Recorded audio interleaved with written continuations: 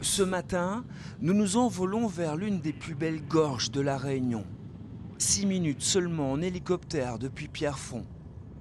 En amont du bras de la plaine, l'îlette est l'un des plus difficiles d'accès depuis les Hauts, entouré d'imposants remparts.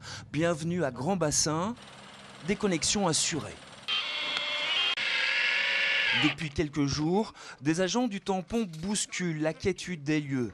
Leur mission, remettre en état le monte-charge. Sur les réparations d'urgence, on va mettre en sécurité la plateforme. La deuxième opération consiste en parallèle avec l'atelier fer de chez nous, c'est de préparer notre structure. Et la troisième étape consiste à mettre cette structure. Nous avons le monte-charge qui est juste en haut, qui permet donc de faire transiter les fournitures et le matériel pour pouvoir, sur une durée de 5 jours, rendre opérationnel la plateforme. D'ici une semaine, si tout va bien, le monte-charge reliera le petit village à Boiscourt. Une aubaine pour ses habitants. Occupé depuis le XVIIIe siècle, Grand Bassin va fondre à partir de l'ouverture d'un sentier en 1975. Jadis, le hameau accueillait jusqu'à 250 familles. Ils ne sont plus que 5 aujourd'hui, une vingtaine de personnes à refuser de partir vers des contrées plus prospères. Mais ce havre de végétation pourrait disparaître d'ici quelques années. Bien engagé par la mairie, le projet d'un téléphérique ne fait pas l'unanimité. Franck est né ici il y a 64 ans, pas trop loin du cimetière comme il le dit. Et tout de suite, il donne le ton. Ben, figure-toi, moi, je pense que c'est une bonne chose, moi. Parce que tous les visiteurs ont plus de 60 ans. Il y a peut-être 2 qui ont moins de 60 ans, mais pour moi, s'il n'y a pas ça, il va remourir une fois Grand Bassin. Pour le projet, tout comme Luc, responsable d'un gîte. Oh, mais je pense que moi, pas con, mais c'est le progrès, hein. C'est une bonne idée, à mon avis. Pourquoi pas?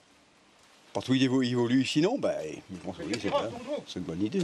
Mais vous n'avez pas peur que ça change ici, Grand Bassin devienne Grand-Anse? Je ne pense pas, hein.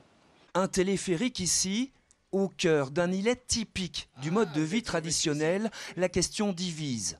Entre 2 coupes d'anthurium, dans son jardin créole, Josie, elle, n'en veut pas. Ça fait mal au cœur. Ouais. Ma maman, elle a vécu 80 ans, les remontait, elle descendait là. Et elle est partie à 95 ans, parce qu'elle a eu Alzheimer. Elle habitait ici? Oui.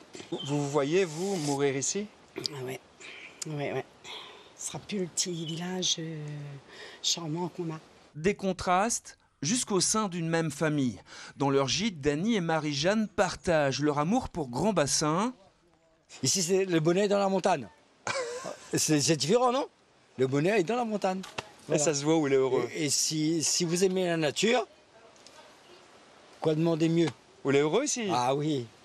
Le cadre, la tranquillité, le cadre, la nature, c'est ça. C'est magnifique, non, ici? Oui. Vous entendez ça, les petits oiseaux chanter, là? Mais sur le projet municipal, les avis de Dany et de Marie-Jeanne divergent. Il faut réglementer. Les personnes pour descendre, il faut réglementer ici. Il ne faut pas faire 1000 personnes par jour. 100 à 150 personnes, c'est bon, hein? Et après, le Grand Bassin, s'il ne met pas un téléphérique, le Grand Bassin ne vivra plus. Il n'y aura plus personne. Non, mais justement, je vous explique comme ça, parce qu'il ne reste que des vieux. Il n'y a pas des jeunes. Hein. C'est pas moi, c'est pas les jeunes qui vont sortir là-haut en ville, venir prendre le Grand Bassin pour faire des gistes, c'est pas vrai ça. Il n'y aura plus du tout trop de monde. Ce ne sera pas les mêmes gens qui vont descendre. Non, il ne faut pas. Pour un gîte, c'est étonnant quand même, cette réponse. Bah, nous, on aime bien comme ça. Là, les gîtes fonctionnent. Là, les gîtes fonctionnent. C'est-à-dire que les gens vont descendre et remonter. Quand il y aura le téléphérique, il n'y aura plus ça. Il y a 30 ans, la petite école du village fermait définitivement ses portes. D'ici quelques jours, les fêtes de fin d'année apporteront une trêve. Entre espoir et nostalgie, tradition et modernité, dans ces cases en bois sous tôle, des fauncaires n'ont pas fini de résonner.